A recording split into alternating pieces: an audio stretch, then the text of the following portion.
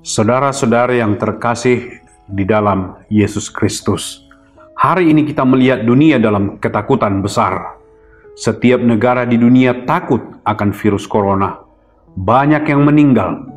Ada beberapa ratus ribu yang kehilangan nyawa. Pekerjaan yang hilang. Jutaan orang kehilangan pekerjaan. Orang-orang mulai kelaparan di kota-kota. Tidak ada pekerjaan, tidak ada uang. Libur tapi tidak bisa pulang, jauh dari orang tua, sendirian, tidak ada pekerjaan, tidak ada makanan. Berjuta-juta orang hidup dalam keadaan yang sangat menyedihkan di seluruh penjuru dunia. Bahkan sebelum virus corona datang, banyak dari kita yang sudah berpikir, apa yang terjadi di sekitar kita? Anda melihat di jajaran tinggi pemerintahan, di jajaran tinggi perusahaan, Anda melihat banyak korupsi, Anda melihat orang yang berkuasa mengambil untung dari orang-orang lemah, yang kaya semakin kaya, yang miskin semakin miskin. Kita melihat negara-negara bukannya saling menolong satu sama lain, tetapi justru berseteru satu sama lain. Negara-negara besar berusaha untuk merebut pulau, mencuri ikan dari negara miskin. Kita melihat tidak hanya perseteruan antar negara, tapi kita juga melihat perseteruan di dalam negeri. Orang yang biasanya hidup dalam damai, sekarang bertengkar dan berseteru. Suku yang besar mengintimidasi suku yang lebih kecil. Kita melihat bahkan di tengah-tengah keluarga ada banyak kesedihan. Pertengkaran di dalam keluarga. Jadi kemanapun kita memandang, kita melihat bukan lagi dunia yang indah yang diciptakan oleh Allah di Taman Eden beribu-ribu tahun yang lalu.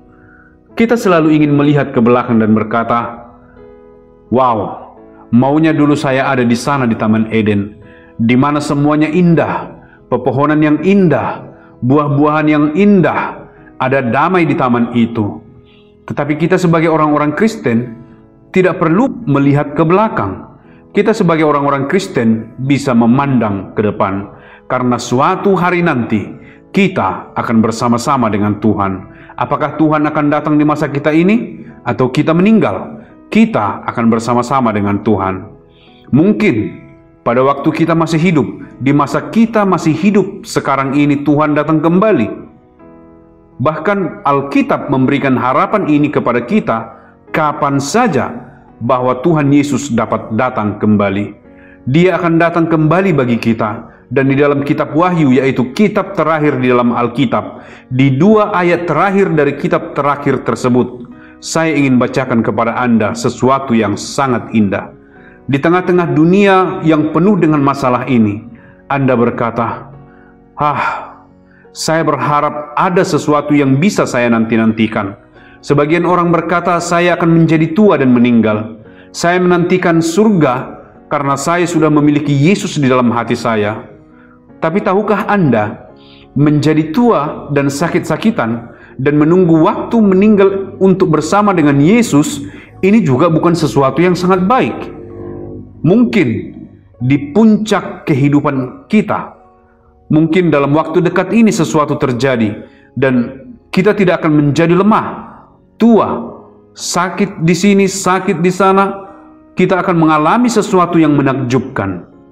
Izinkan saya membaca untuk Anda 2 ayat terakhir dari seluruh isi Alkitab.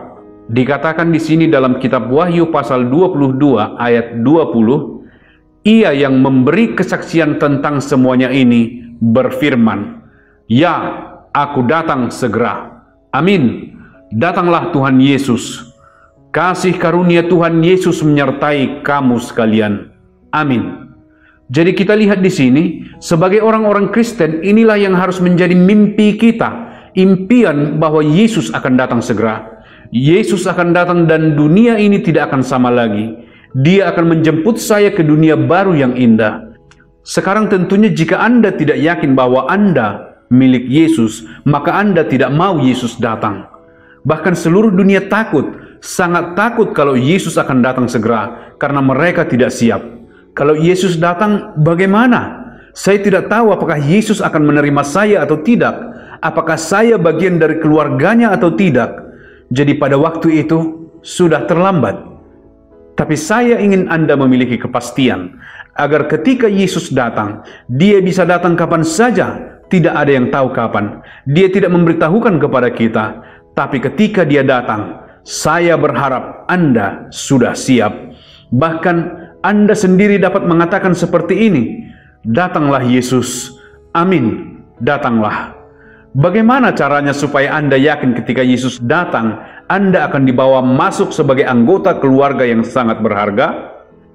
Ayat terakhir dari Alkitab ini memberikan kita persiapan terpenting, yaitu kasih karunia Tuhan Yesus Kristus menyertai Anda.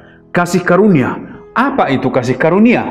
Kasih karunia adalah ketika kita mendapatkan sesuatu yang sesungguhnya kita tidak pantas mendapatkannya. Biasanya sesuatu kita dapatkan dengan bekerja untuk hal itu, bekerja keras untuk memperolehnya.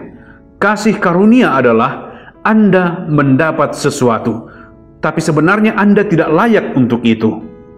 Jadi apakah kasih karunia Yesus itu? Kasih karunia Yesus adalah 2000 tahun yang lalu, sebelum Anda lahir, sebelum Anda mengenal Dia, Dia memberikan sesuatu bagi Anda. Cuma-cuma, gratis.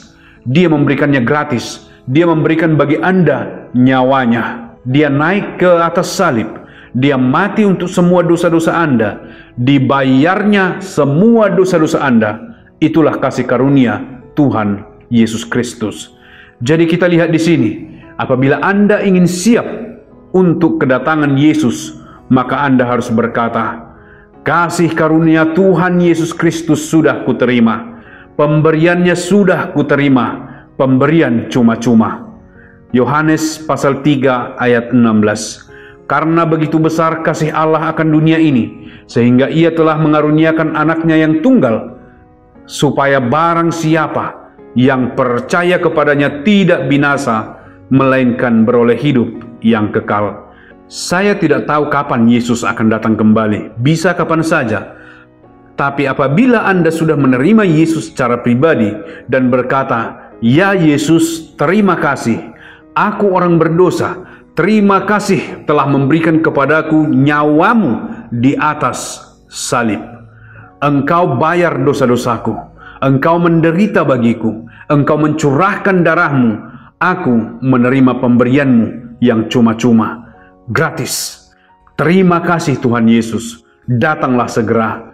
Dunia ini adalah tempat yang mengerikan. Datanglah Tuhan Yesus. Amin."